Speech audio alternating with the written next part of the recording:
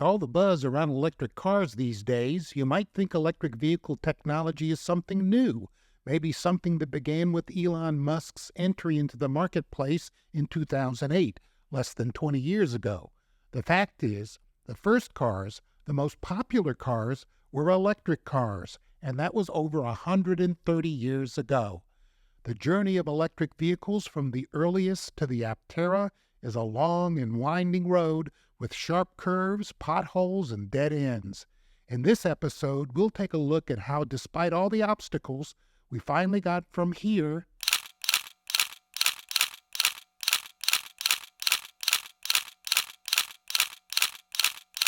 to here.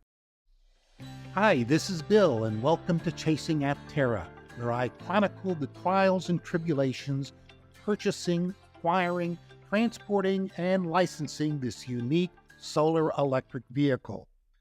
Back in 1890, when William Morrison built the first electric car, it quickly became popular as an alternative to horses and their abundant, messy, smelly byproduct, at least for city dwellers.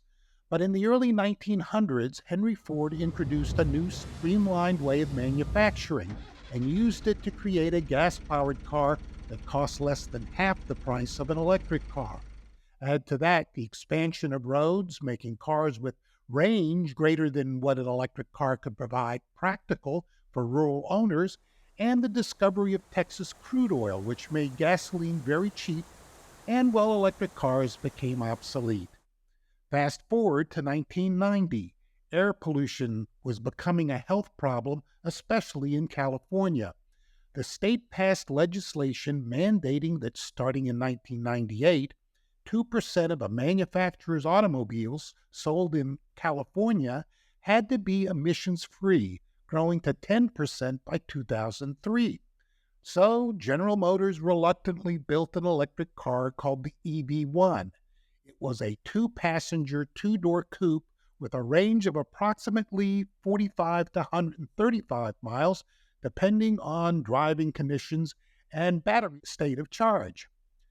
They based it on technology learned from building a, get this, solar-powered electric race car called the Sun Racer. It was designed to compete in the World Solar Challenge, the world's first race featuring solar-powered cars, and it won the race in 1987. GM didn't want to build electric cars. They didn't like the idea of government mandating what they could build, and they dreaded the capital cost of setting up the necessary manufacturing plants, especially if this ended up being mandated in other states as well. As one would expect, the oil companies didn't want electric cars built either, which had the potential to dramatically reduce their revenues. You couldn't buy an EV1 outright. You could only lease one, and when the car companies and the oil companies successfully pressured California to drop its mandate, GM recalled the cars at the end of their leases, much to the dismay of their lessees, who universally loved their EV1s and offered to buy them, but were turned down by GM. The cars were then destroyed. Another dead end for electric cars. Fast forward again to 2008. Air pollution has gotten worse, and many government leaders and even corporations are finally acknowledging the disastrous potential of climate change, not to mention the rising cost of gasoline. Against all odds, Elon Musk starts Tesla, an electric car company named after Nikola Tesla, the inventor of the AC electric motor. Not only does Musk build both sexy and practical electric cars, he builds a reliable nationwide charging network to support them. As of the first quarter of 2023, the Tesla Model Y is the best-selling car in the world. The success of Tesla gives other car companies the incentive to jump on the electric vehicle bandwagon as well, though with some of the same reluctance and resistance still lingering from 20 years earlier.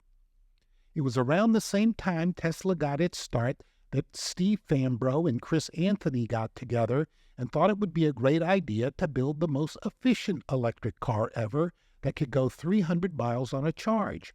They eventually called the company Aptera, a Greek word meaning wingless.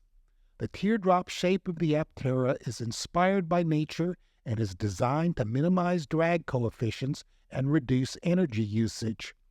To make a long story short, however, they ran into a number of obstacles, and with limited types of funding options, the company liquidated. In 2019, they tried again to build a two-seater, three-wheel autocycle. In the 10 years that had elapsed, the types of funding sources improved. They became award-winning users of crowdsourcing, the technology advanced, and they used their unique design to envision 4 range options: a 250-mile, a 400-mile, a 600-mile option, and a whopping 1,000-mile option.